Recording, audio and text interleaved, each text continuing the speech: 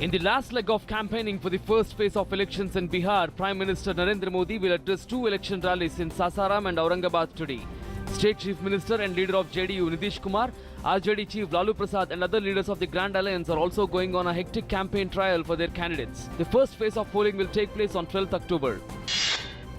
Prime Minister Narendra Modi has advised the people to follow the President's message of maintaining tolerance and plurality of Indian civilization. Without referring to the Dadri incident directly, he urged people to fight poverty and not each other and pay no heed to hate speeches. Before embarking on his three-nation visit to Jordan, Palestine and Israel, President Pranab Mukherjee has expressed concerns over the spillover effects of instability in the Middle East region. He said that India is convinced that terrorism can be rolled back only through comprehensive and coordinated international cooperation. Finance Minister Arun Jaitley urged countries to put common reporting standards in place on automatic exchange of information to battle black money. He was speaking at the Commonwealth Finance Ministers Conference in Lima. The Finance Minister also made a strong pitch for preventing international tax evasion and avoidance.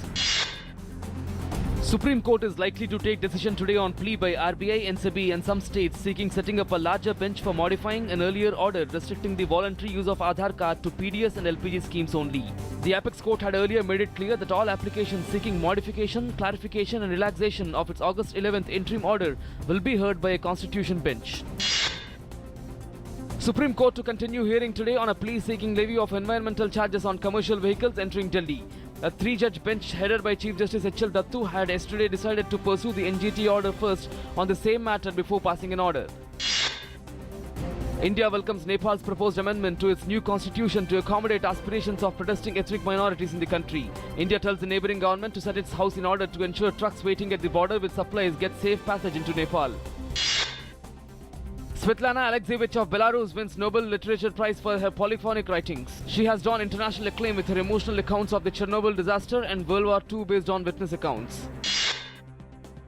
India today reacted strongly to reports that the US could strike a nuclear deal with Pakistan on the lines of the Indo-US Nuclear Pact, saying Islamabad's track record of proliferation should be taken into account before any such step was taken by anyone. A statement by MEA spokesperson Vikas Swarup is that India had got the deal on the basis of its own impeccable non-proliferation record.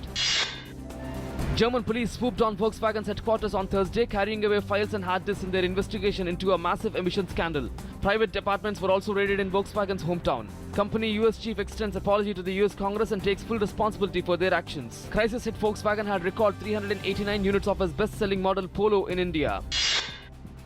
Lebanese police arrested anti-government protesters this morning in central Beirut after protests turned violent and security forces fired tear gas and water cannons. The crisis is linked to wider regional turmoil, including the war in neighboring Syria, which has driven well over 1 million refugees into Lebanon.